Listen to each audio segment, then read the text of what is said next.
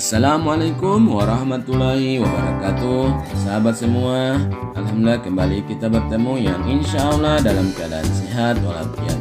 Saat ini saya akan menampilkan video sebagai lanjutan dari part 2 kemarin tentang keindahan alur cinta di desa Torosia Jelaut.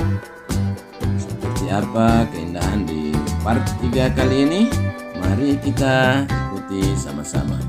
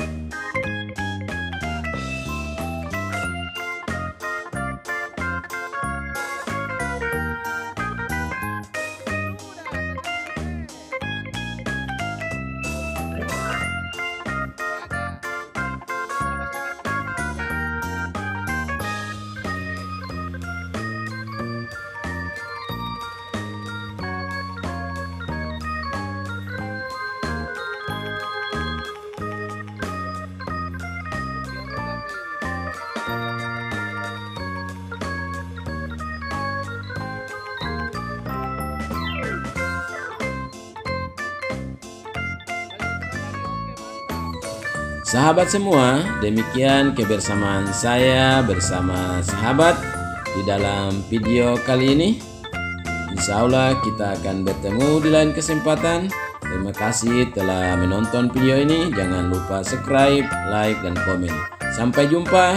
Assalamualaikum warahmatullahi wabarakatuh.